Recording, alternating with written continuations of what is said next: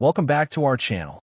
In today's special documentary, we take you deep inside the story of Ibrahim Traore, the young leader of Burkina Faso, who has captured international attention. Some compare him to the legendary Thomas Sankara. Others call him a fearless soldier against imperialism.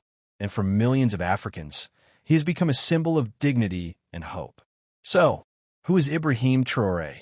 Why is his leadership shaking the foundations of global politics? And what does the future hold for Burkina Faso under his command? Let's dive in. Globe showing Europe-Africa Introduction. A nation at the crossroads.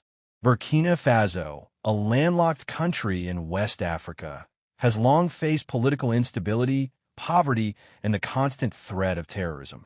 Yet, despite its challenges, it has also produced some of the most remarkable leaders in African history.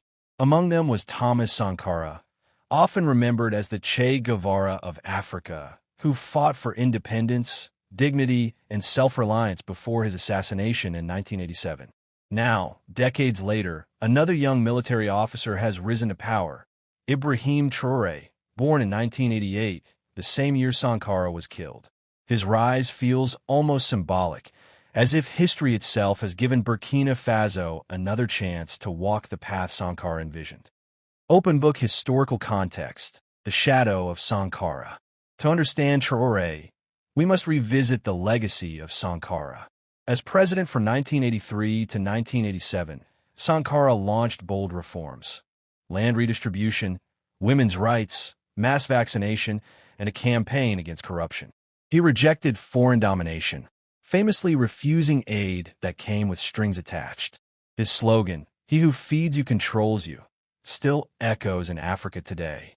But his radical independence threatened powerful interests, both inside and outside the country. Sankara was assassinated in a coup widely believed to be backed by foreign powers. For years, Burkina Faso was left in political turmoil, with leaders more loyal to outside influence than their own. Traore grew up in this shadow. For many Burkinabe, his rise is not just political. It feels like the return of a dream stolen too soon. Cross swords Traore's rise to power. In September 2022, Captain Ibrahim Traore, then just 34 years old, led a coup against the ruling junta. His justification was simple. The government had failed to protect the people from escalating terrorist attacks and corruption. The coup shocked the world, but in Burkina Faso, it ignited a wave of support. Crowds filled the streets, waving flags and chanting his name. Unlike many coups in Africa, this one was not seen as a naked grab for power, but as a desperate act to restore dignity and security. What made it even more striking was Traore's age.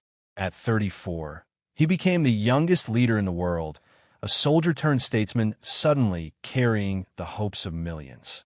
His speeches, delivered with raw conviction, reminded people of Sankara: simple, direct, and fearless. Classical building policies and vision. A new path for Burkina Faso. Once in power, Traore wasted no time in declaring his priorities. 1. Security first. He vowed to reclaim Burkina Faso's territory from terrorist groups, often blaming foreign meddling for fueling instability. 2. Economic independence. He emphasized the need to control Burkina Faso's own resources, especially gold and cotton, which had long enriched foreign companies while leaving locals in poverty. 3. Pan-Africanism. Traore openly called for unity among African nations, joining hands with leaders in Mali and Niger, who also rejected foreign military influence. 4. Respect for tradition.